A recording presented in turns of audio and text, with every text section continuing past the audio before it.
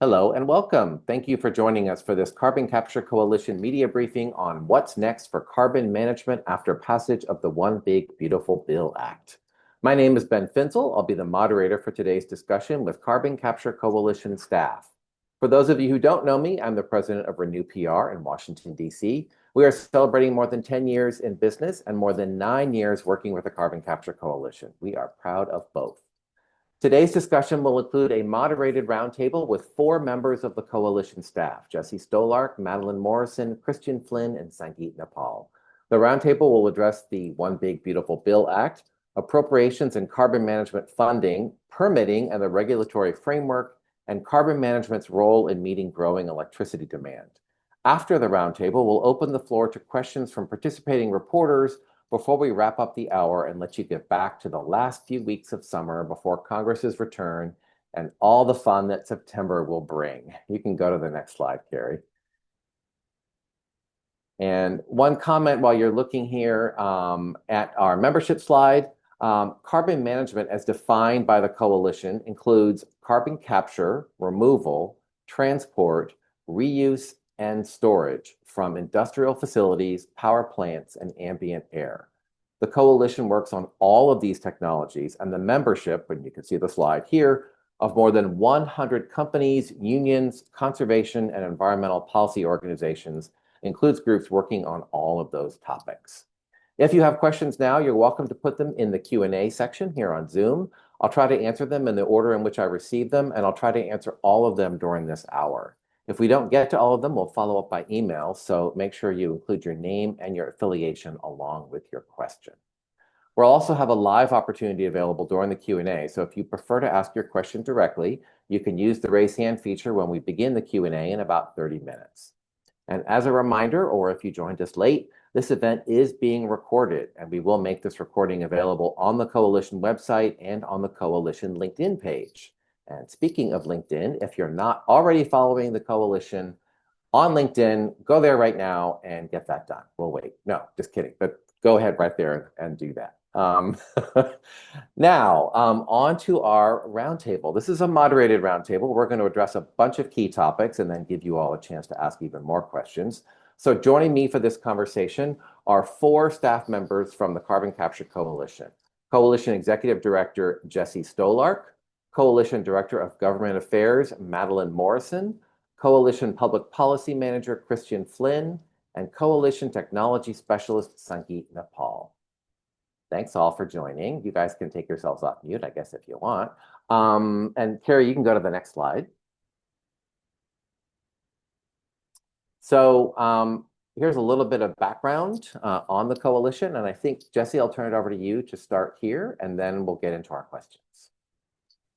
Sure. Thanks, Ben, and thank you all for joining us today. I think many of you are familiar with the coalition, but the Carbon Capture Coalition has been involved as the federal focused advocacy organization working on carbon management technologies and the necessary supportive portfolio of policies for these technologies for over a decade now, including most significantly the restructuring of the 45Q tax credit, as well as recent enhancements, and then its most recent preservation, which we will definitely get into today, as well as complementary appropriations and authorizations for carbon management.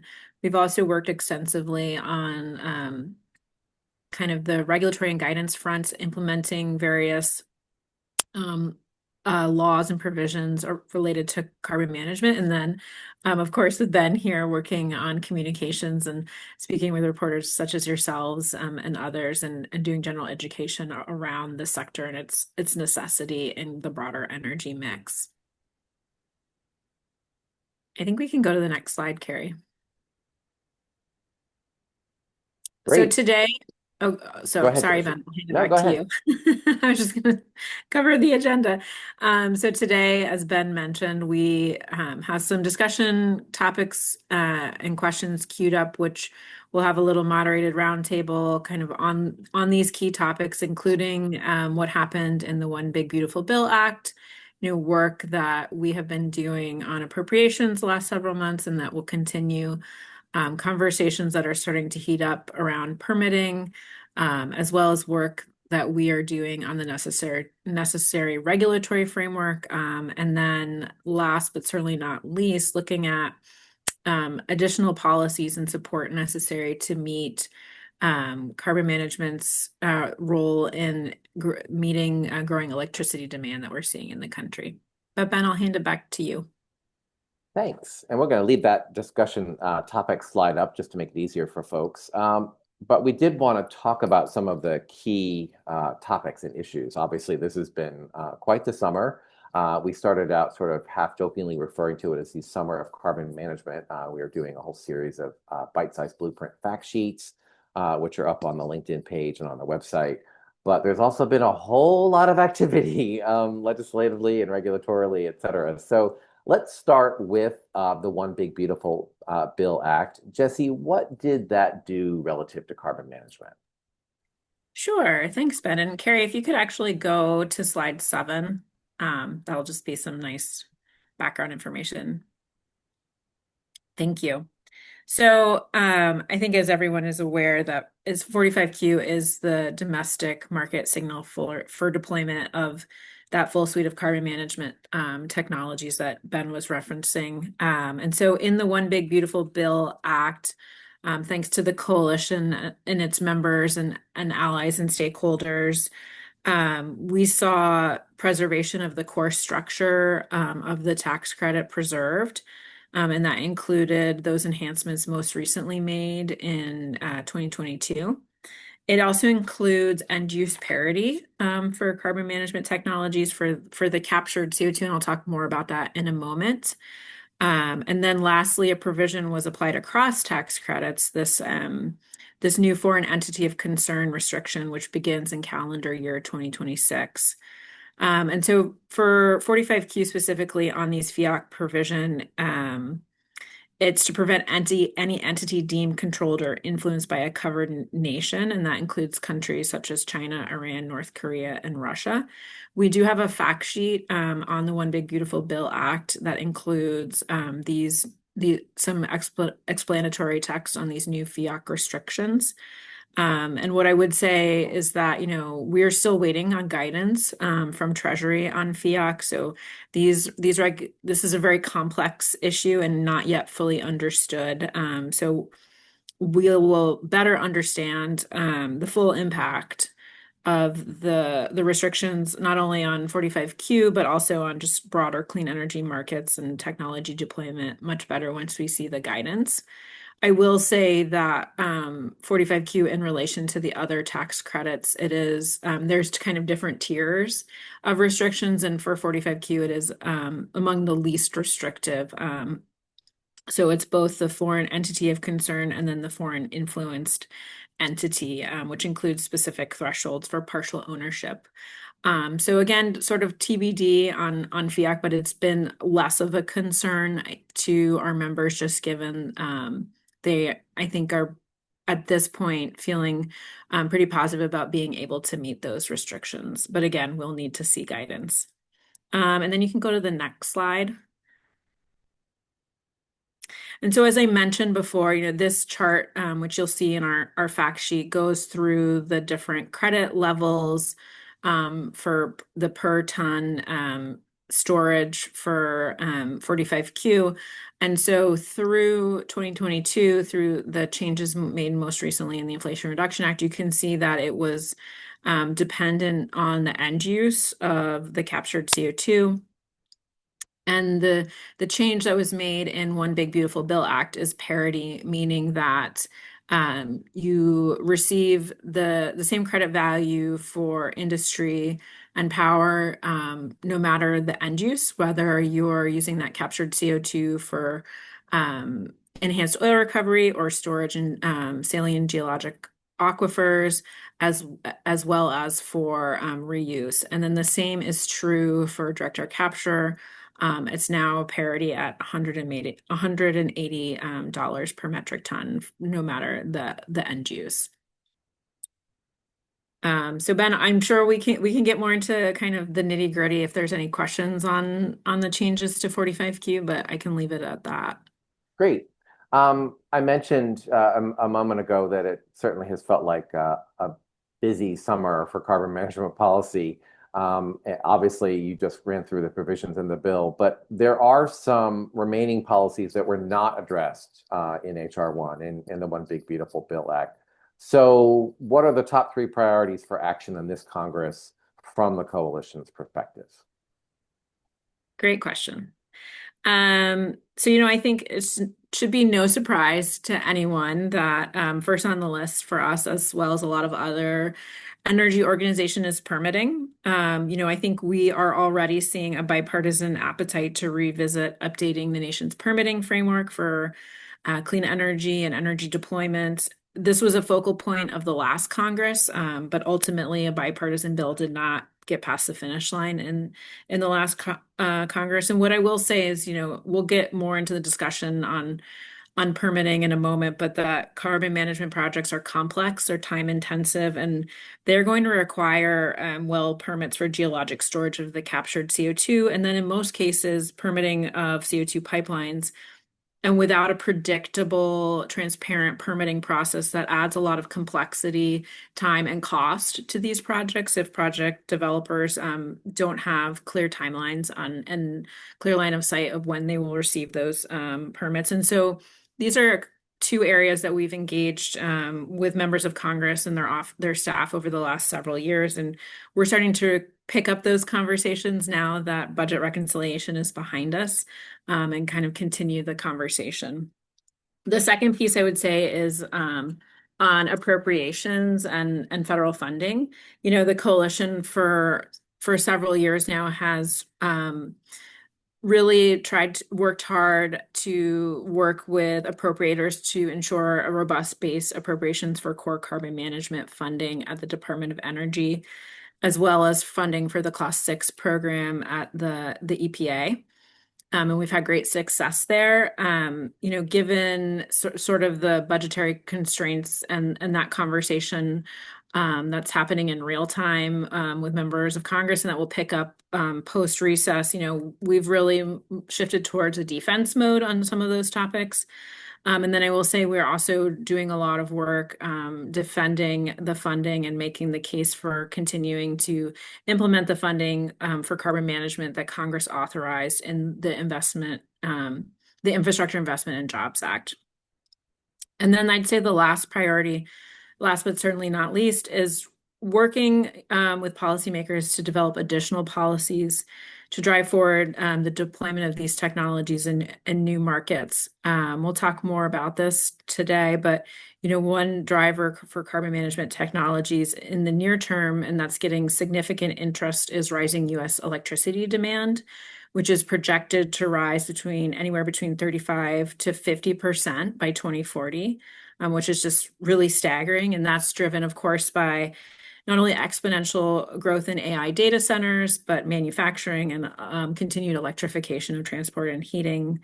And my colleague Sangeet will talk about it more later, but data centers in particular are expected to require up to 200 gigawatts of new reliable power capacity just in the next 5 years, which is just really staggering.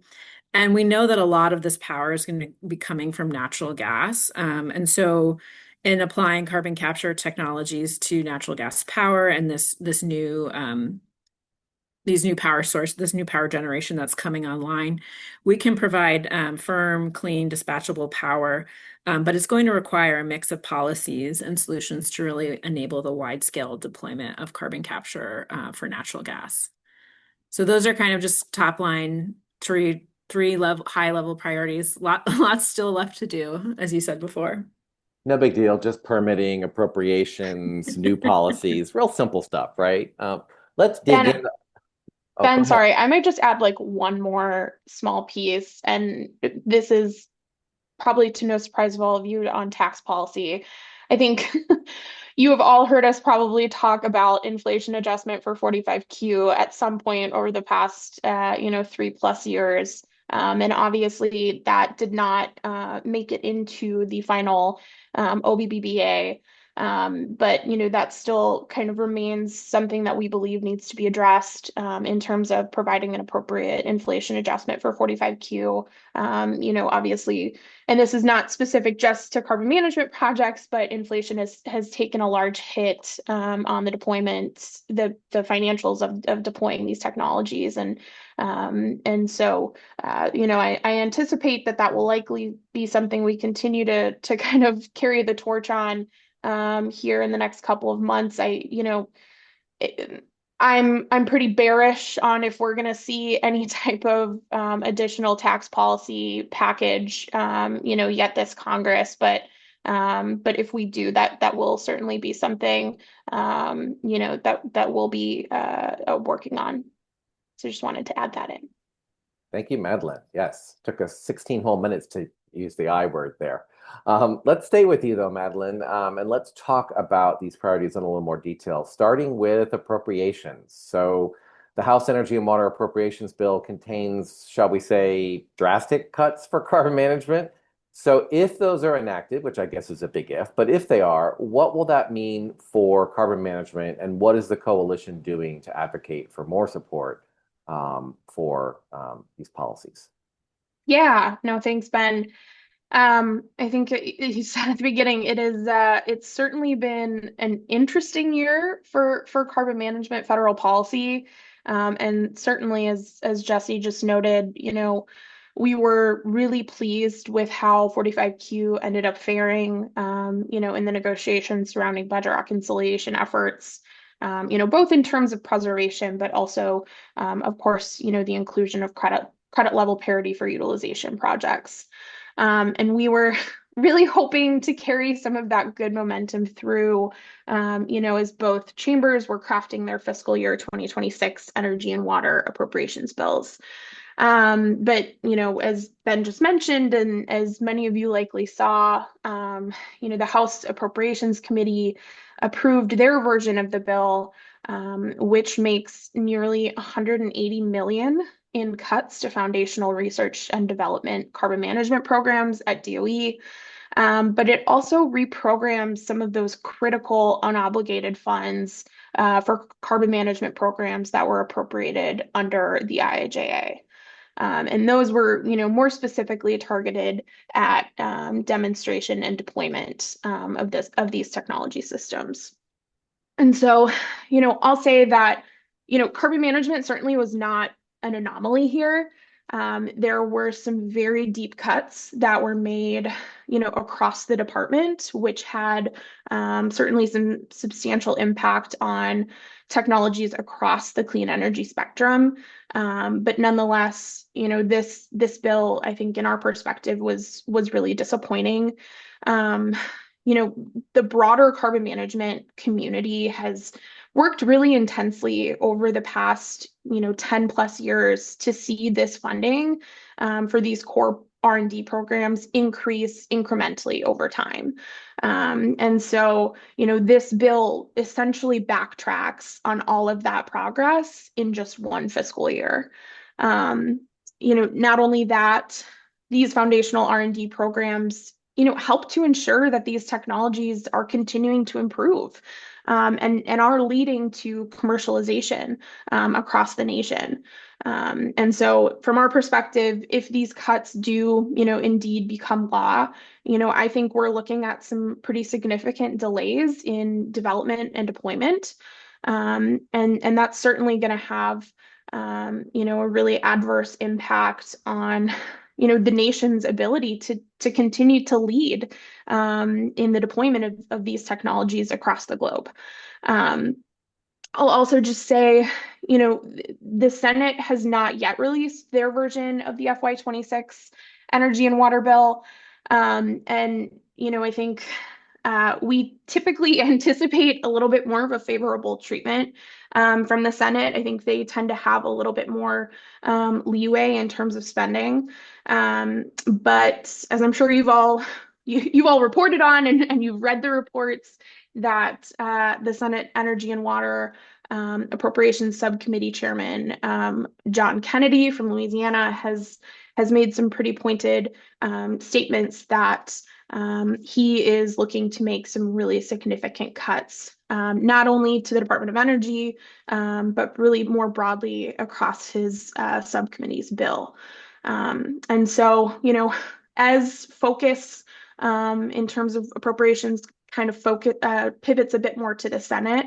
The coalition is really continuing to beat the drum and just ensure that appropriators really understand that absent these robust annual appropriations, the broader, portfolio supportive policies that are aimed at reducing costs, like 45Q, encouraging innovation, and just focused on deployment of carbon management technologies is going to be significantly less effective.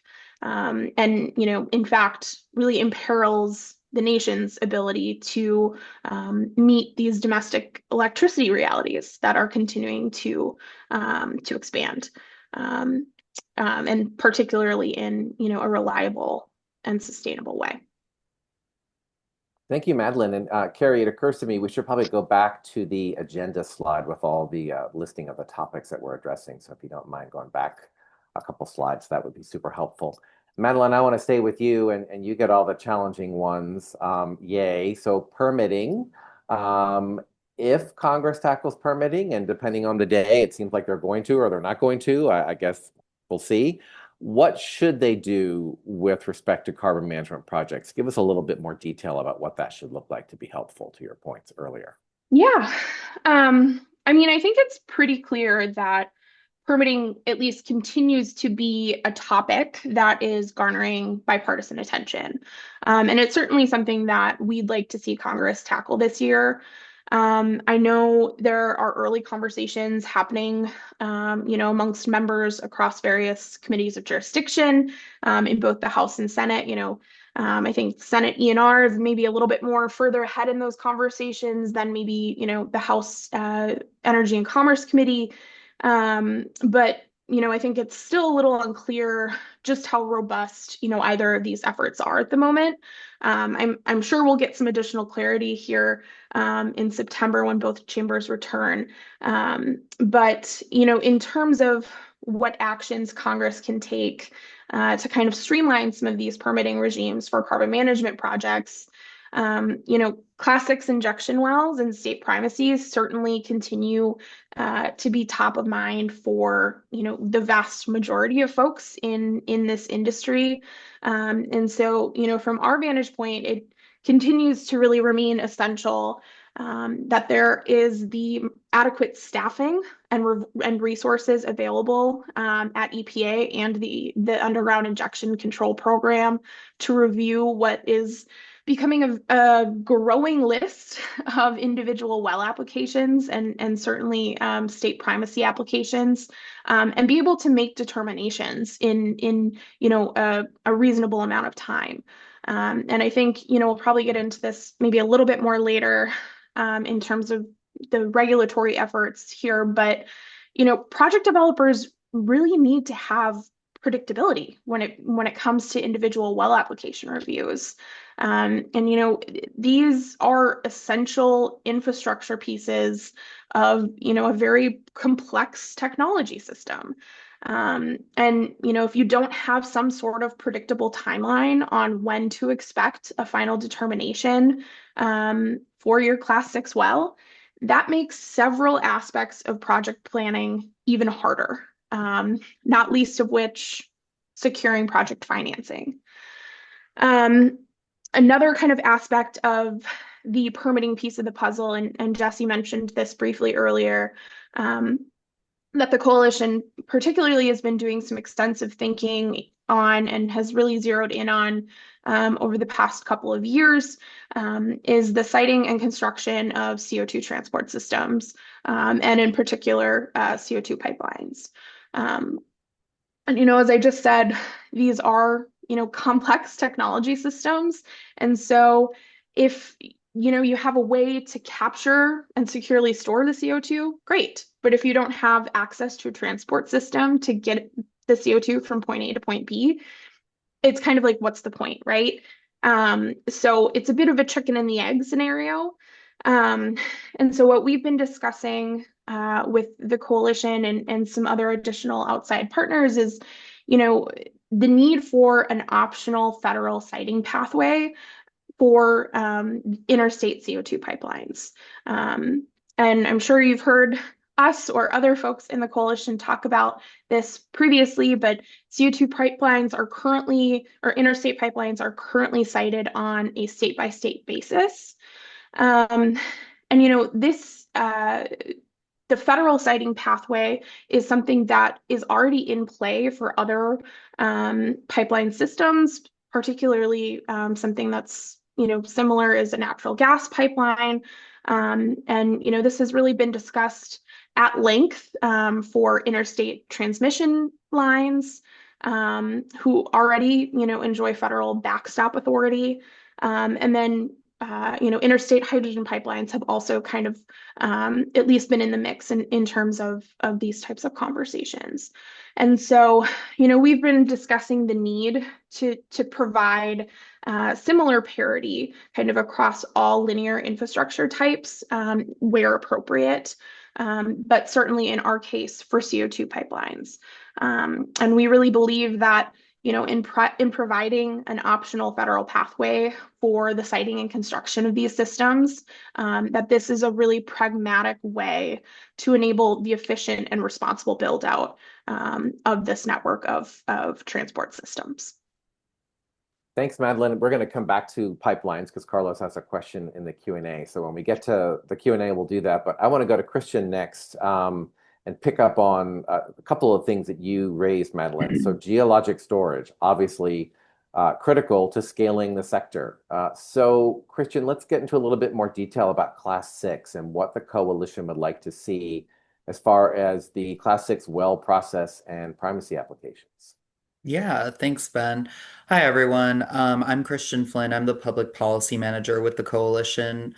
So regarding geologic storage in Class 6, I think a good place to start is the positive indicators of primacy applications. At this point, we have 4 states that have been granted primacy, and then 2 more, Texas and Arizona, who are in the process of applying and probably getting closer to it. I think that what we're seeing is positive indicators on behalf of EPA to give primacy for Class 6 applications where it is appropriate and where the proper state expertise exists. I think that doing so will help cut down on some of the approval timelines that we've been seeing. There's been a lot of talk about the backlog at EPA, about the number of well applications, and just to give folks an idea of where we stand, there are 63 projects currently under review with a total of 232 well applications that are also under review. 44% of those applications were received within the last 12 months, which I think is a good sign. However, it does lead to speculation about EPA's ability to meet its own publicized timeline of finishing review of Class 6 well applications within 24 months. Of particularly importance within that is that while every well application is very different and there are multiple factors that go into it, depending on project complexity as well as how many requests for further information EPA has to issue. There are certain things that across the board make a difference when it comes to shortening review timelines. And that includes, most importantly, having the proper staffing numbers at EPA in order to actually review these applications, as well as having enough qualified personnel with the right expertise to complete those reviews. From the coalition's perspective, we have advocated for an 18-month review period, but again, a lot of that is dependent on what goes on internally at EPA. And again, staffing numbers really matter. I also see a big opportunity for primacy applications there because the more states with primacy, the less of a burden on EPA's regions. And that can really help diffuse some of these application responsibilities. Thank you, Christian. One more question for you about what the coalition would like to see from the administration and from Congress about additional regulations and guidance for carbon management, sort of at large. Absolutely. And this actually might go towards Carlos's question a bit, but I think that we can provide a more elongated answer at the end. But basically, the big one that is on everyone's mind is PHMSA's safety regulations and the updates to those. We've been waiting on updated safety regulations for a while now, and while the Biden administration proposed a rule in January, that was ultimately withdrawn for further review by the current administration. And so, what we're really hoping for is to see those safety regulations updated as soon as possible.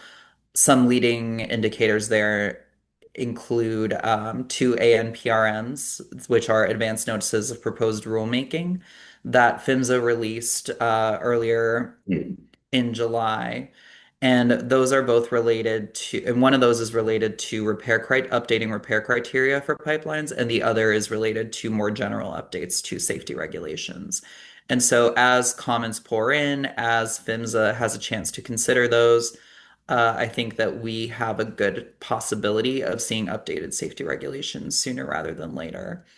Other possible updates and regulatory documents that we're hoping to see are updated or, any guidance surrounding storage in the outer continental shelf. Those were supposed to be promulgated in 2022. And so now we are overdue with those by quite a bit. And so hopefully we will see some movement there, but we haven't seen much indication one way or the other at this point. And then finally, we want to ensure that the most relevant portions of the GHGRP to 45Q remain intact. The GHGRP, or the Greenhouse Gas Reporting Program at EPA, is really crucial to tracking emissions that are actually captured in order to qualify for 45Q. And so we are assessing our options for advocacy there, as well as working with our members to see what the possibilities are in every scenario related to the GHGRP. And another one final piece there is actually 45Q guidance that has been delayed since 2022 at this point, and now may actually need some more updates thanks to the OBBBA. We again haven't heard much on that front, but we think that those are really some top priorities that we need to see from the administration in terms of regulations. And then I was going to pass it to Madelyn if you wanted to expand a little bit on some of PHMSA's safety regulations. Sorry, Christian, you cut off me. I assume you were passing it to me. Yes, I said yes, Okay. sorry. I was just saying I'll Just pass it to wanted to make Madelyn sure. for a bit more detail on PHMSA's safety regulations. Yeah, I mean, I guess this is more so about the nexus between PHMSA and what's happening in Congress right now. Obviously, as I'm sure all of you are aware, have reported on over the past couple of years, PHMSA has not been reauthorized for quite some time. I think we're going on 4 years now. And so there are efforts in Congress not only to reauthorize PHMSA writ large, but also to include some CO2 safety provisions, some updated CO2 safety provisions in the broader package. I know there are these conversations like everything in Congress right now are ongoing. But I am aware that, Senate Commerce is, well into, putting together at least a good outline of what they hope this broader package will look like. And then on the House side, both ENC and Transportation and Infrastructure committees have been working pretty significantly on pipeline safety and a PHMSA reauthorization as well. So I think, we're likely going to be seeing some legislative efforts coming down the pike here relatively soon. I do think a lot of those Safety provisions are going to be centered more around first responders and ensuring that there's adequate resources towards those efforts. But just for a quick and dirty of what's happening on PHMSA reauth in Congress. Thank you, Madeline, and thank you, Christian. A couple questions for Sangeet, and then we're going to go to our Q&A, and we will start with Carlos's question, but we only have one in the Q&A box. So reporters who have joined us today, if you have other questions that we haven't already addressed or that you want us to go into more detail on, feel free to put them in the Q&A or wait and use the raise hand feature, and I'll call on you. But let's go over to Sangeet because Jessie raised this rather provocative topic about increasing electricity demand. And what that means for the economy, what it means for the climate. It really is driving a national conversation about the need for new power sources. So, Sangeet, please share a little bit of the coalition's perspective on the role of carbon management in this conversation. Thanks, Ben. Jessie touched upon this topic a little bit before as well, but just to reiterate some of those, astronomical numbers, right? Over the last 2 decades, United States hadn't really seen any surge in electricity demand, but thanks to AI-driven data centers, different estimates and forecasts show that anywhere between 150 to 500 terawatt hours of electricity per year by 2030 is needed by these power-hungry data centers. And we do have a lot of like renewable and intermittent source of energy coming online.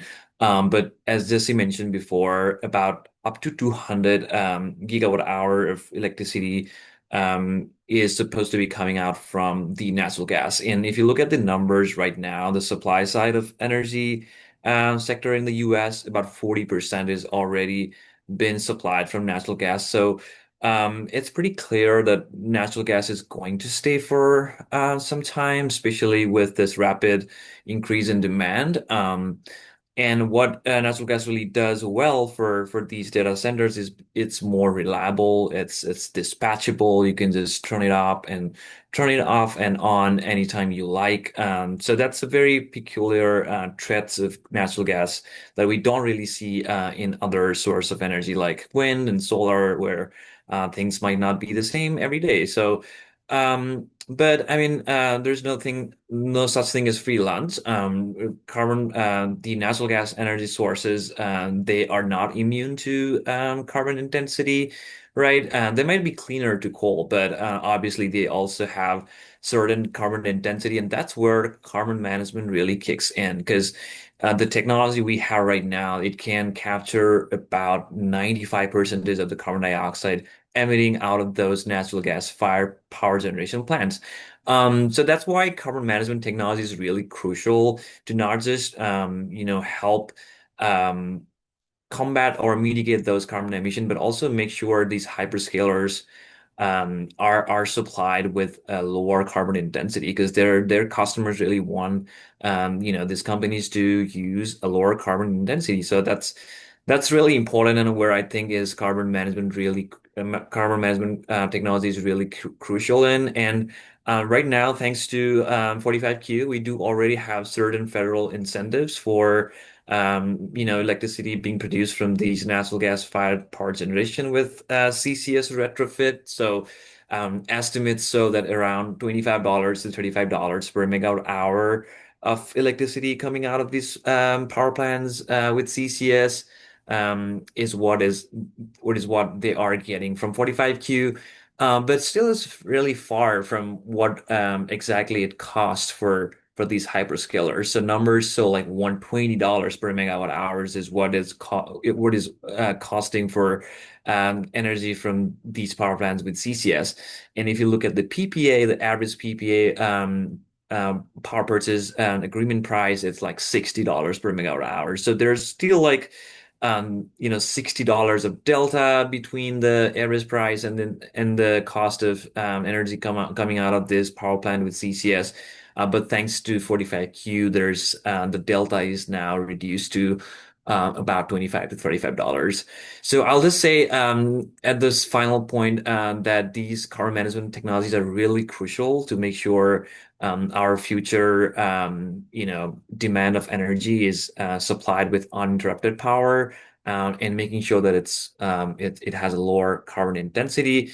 And I'll just make a final point that even though 45Q does currently provide 25 to $35 per megawatt hour of incentive, there's still like a 25 to $35 per megawatt hour of premium that we need to find some certain ways to make up for that or offset that cost. So one of the potential policies could be like environmental attribute certificates that can help these help offset these green premium, which we are also actively exploring at this point of time.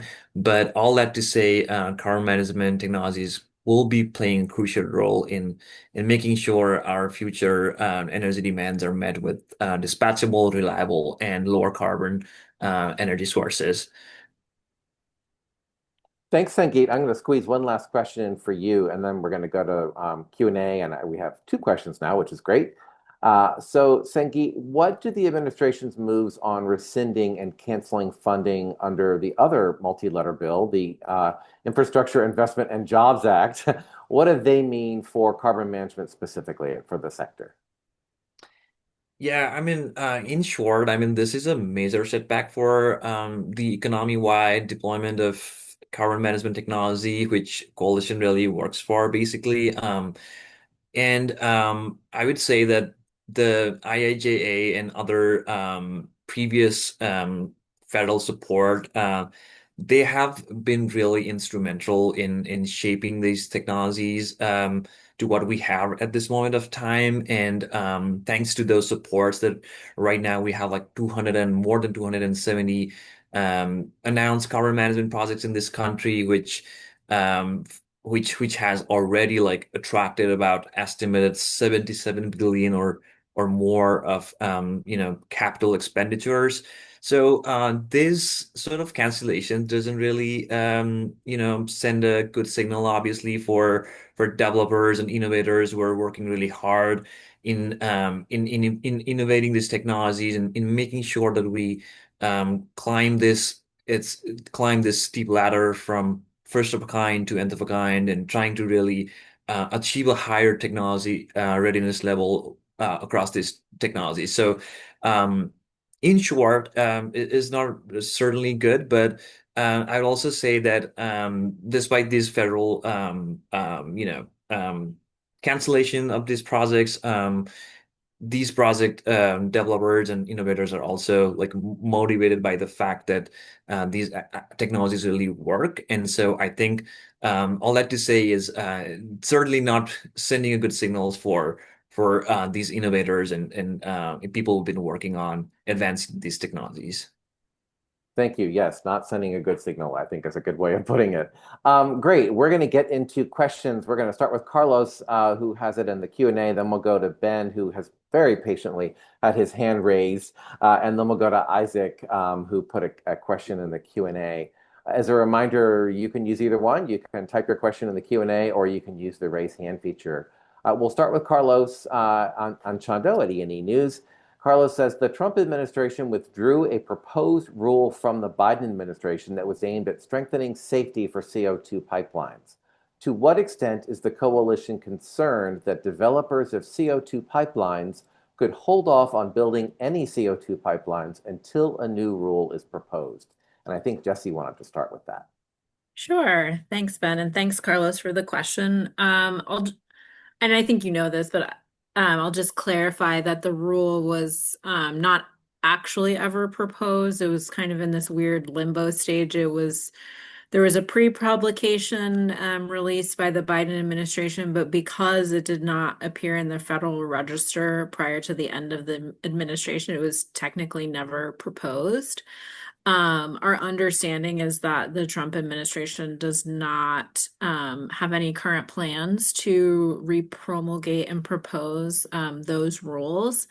And we do see the two advance notice of proposed rulemakings that Christian talked about from PHMSA as kind of addressing that work on the CO2 pipeline safety piece.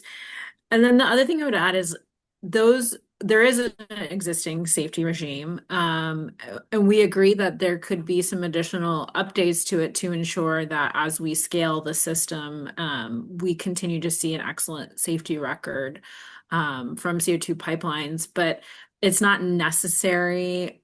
In all cases, it's not necessary for project developers to have those rules or new rules promulgated to be able to move forward. However, there's always however, there are some states that have put a ban on deploying CO2 pipelines until rules are promulgated by the federal government, and those are California and Illinois. So you are correct that they can't move forward in those two states. And so there is we don't focus specifically on state legislation, so I don't know a lot about the kind of the details and where things are, but I do know that in both states there are active discussions on how to move forward. I do know in California they're actively discussing adopting, if not the whole rule as written by the Biden administration, certainly a lot of it, so that they can move forward. But yeah, it's been a setback in some jurisdictions for sure. Thank you, Jessie and Carrie. If you don't mind advancing to the slide with all the pictures of the staff, that would be great, just so folks can put the titles with the faces if they need them. Thank you. I'm going to ask Ben to ask his question. And Ben, you should be able to talk now, I think. You just need to unmute yourself. Unmuted. Can you hear me? Yes, we can. Go ahead. My digital hand was so tired holding it up to that. No, I'm just curious how big of a impact do you think the OBBA's making EOR credits on parity with sequestration credits will be for the type of projects that get proposed, or if it's kind of too soon to tell? And basically, we saw, a lot of companies get into looking for Class 6 well, permits. But now I'm wondering if you expect the balance of new projects to be proposed for EOR projects instead. Thank you. I can start, Ben, and maybe then if anyone else wants to jump in. Yeah, it's a good question, Ben, and one that we have been actively discussing. The coalition, we were not, we were very happy to see Senator Barrasso championing 45Q, but we were not kind of in a significant driver on the parity piece. So we've been thinking about kind of what the impact of EOR parity will be in the market. And I think it is a little too early to tell, essentially. But that said, this is a very complex market. And it's not just that, now that there's end use parity that everyone is going to move towards enhanced oil recovery. There's a lot of different factors that are going to go into that decision making. First of all, there are projects that are already or very close to receiving their Class 6 wells even in places like the Permian Basin. And so they're probably, I don't think that they're going to turn around and say, we're going to do enhanced oil recovery actually, because they're so far along in their process. And there are other companies that have invested millions of dollars in the Class 6 permitting process and are pretty far along. It also depends on geographically where you are. Are you in an area that has the infrastructure for enhanced oil recovery? It's not everywhere in the country. And then also the oil markets do provide price support, but oil has to be above a certain dollar per barrel to make these projects economical. So there is a lot of decision making that goes into those decisions. Our read of the situation in the markets right now is that it is definitely going to bring some producers who are maybe on the bubble as far as seeing profitable EOR production. It will bring them into the fold, but at this point, we're not anticipating. It's not as if saline geologic storage is going away. Certainly, it's here to stay, and it's a really important part of the industry.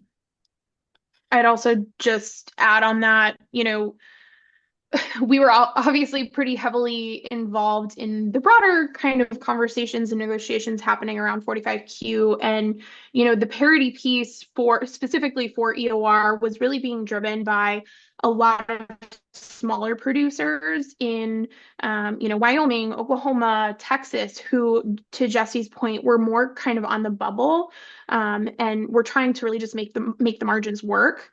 And so those were really the groups of folks who significantly drove the inclusion of this in the broader bill. And I'll also just say, of the 270 plus announced projects that we have in the US, to Jesse's point, moving forward and announcing on doing a class 6 project is expensive.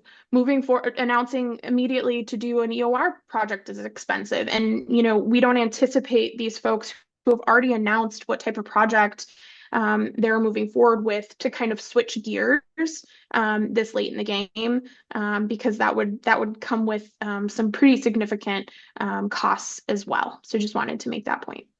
Thank you, Madelyn and Jessie, and thanks, Ben, for the question. And Ben, if we have time, we'll come back to you if you want to do follow-up. But we're getting some good activity in the Q&A box here, so we're going to go to Isaac from Energy Intelligence. Back to pipelines. What role do you see local pushback playing in blocking CO2 pipeline infrastructure? What do you see as a path to build public confidence to overcome that pushback? Hi, Ben. I can take this one. So, thanks for that question, Isaac. There's been a lot of talk about this given the administration no longer requiring community benefit plans. And just to get everyone on the same page, those are essentially deals between non-legally binding deals between host communities for carbon management projects and pipeline developers. And really, what I think is important in building confidence is more so around the best practices that surrounded community benefit plans as opposed to the plans themselves. So, what does that mean? It means that one, we want to emphasize safety. So, CO2 pipelines have one of the best, if not the best, safety track record of any linear infrastructure system. That's number one. From there, I think what happens is really taking into account what the community's concerns could be and actually responding to those. A big part of that is engaging with communities early on, for example, making sure that they feel involved in the decision-making process that will ultimately affect them, because the pipeline is going to be, either running nearby or is going to be integral to jobs in the community. And so that's the sort of the other aspect of it, is looking into the economic benefits as well as possible health benefits from something like co-benefits, which is capturing other pollutants in the air aside from CO2 that are harmful to human health. And so when you look at it in total, I'd say it comes down to one, honest and open communication that happens early on and engages the right leaders in the community. Two, the job prospects and economic aspect of the project. How exactly do you see a community benefiting from a project? Are you going to be instituting apprenticeship programs? Are you going to be drawing on local labor forces? How many jobs does your project create, and how many of those jobs could be fulfilled locally by existing expertise, and how many could require more training and that type of thing? You're looking at tax benefits as well, land use, that type of thing. And then finally, I would say you're looking at the spillover benefits. So really looking at health benefits for the community, looking at how anything else surrounding the project could ultimately be a plus for the community, but you need to work with the communities to identify those pluses. That's really number one. And then behind all of these things, again, is just re-emphasizing for any community leaders the safety track record of these projects, as well as what type of emergency planning you as a developer are planning to do. So while we do see the possibility for pushback, there are certainly a lot of best practices that have already been identified that developers can use to help these projects move forward within host communities. Thank you, Christian. And I'll point out before we go to our last question that if anyone wants to follow up on any of this, you are encouraged to do so. You can reach out to me, Ben, at renewpr.com, and I'll make sure I connect you with Christian or Sangeet or Madelyn or Jessie, whoever you need to speak with. So now last questions from Justine Calmo from The Verge. So we've dealt with a little bit on storage, a little bit on transport. Now we get to talk a little bit about removal. So Justine says, can you talk about projections for the DAC market, particularly after we've seen Climeworks face challenges and pivot toward credits from other forms of carbon removal? Is it economically feasible to do DAC without tying it to EOR, enhanced oil recovery? I'm not sure who wants to go first on that one. It looks like Sangeet does, so we'll go to Sangeet. Yeah, I can take that one. Ben, so yeah, regarding DAX market, question around is it possible or feasible to do DAC without even EOR? I think what we've seen already, in the DAC industry is basically it's more driven by off-takers in the voluntary carbon market, right? So a lot of the big agencies have bought these DAC credit in advance, which is supporting these DAC developers to actually build this technology. If you look at the figures from CDR.FYI, which is a leaderboard for tracking these transactions of carbon removal credits, and particularly in the DAC, the top 5 companies have nearly sold about 3 million metric tons of DAC credits already. So I think that speaks a volume on how this DAC technologies is really evolving and surviving thanks to these big off-takers supporting these technologies. So to that questions around EOR, I don't think I'm on the same page on that, but I think what I just mentioned about off-takers is really pushing the momentum forward for these DAC companies. And as far as the end use of EOR, I think to what Jessie's point before that she made, I think really speaks for this question as well, because that DAC project developer will face sort of certain similar economic questions around the end use of these capture technologies. I don't know, Jessie, if you want to chime in if there's anything at all, but Yeah, I would add to that, Sangeet, maybe, DAC on just to underscore a point that Sangeet Ben made. DAC, they also, unlike other carbon capture, they have other market drivers like the voluntary markets. Additionally, states, the best example being the California Low Carbon Fuel Standard, but I think other states are probably looking at similar kind of incentives for carbon removal. And so there are multiple incentives that a DAC developer can stack. But to Sangeet's point, it comes down to economics, and ultimately, if the U.S. doesn't have the most favorable kind of development framework for these technologies, DAC can go, to other countries and develop in those and deploy in those countries that are developing really favorable policy frameworks for these technologies. So, if we don't maintain, federal support for DAC or ensure that the right mixture of policies are in place at the federal and state level for the technologies, we do really risk the potential of DAC deployment happening elsewhere. Thank you, Jessie. And it is, believe it or not, 1 o'clock, the top of the hour. We have run through an hour. So we're going to not ask for any more of your time today. With that, please join me in thanking Jessie Stolark and Madelyn Morrison and Christian Flinn and Sangeet Nepal of the Carbon Capture Coalition for today's very insightful, very informative media briefing. Don't forget to follow the coalition on LinkedIn and bookmark the coalition's website at www.carboncapturecoalition.org. I hope you all enjoy the last few weeks of summer. Look forward to hearing from you whenever you have questions about carbon management. You can email me at ben@renewpr.com. I'll make sure they get to the coalition staff. But with that, thank you and have a great day and week. Take care. Thanks, Ben. Thanks, everyone. Bye, folks.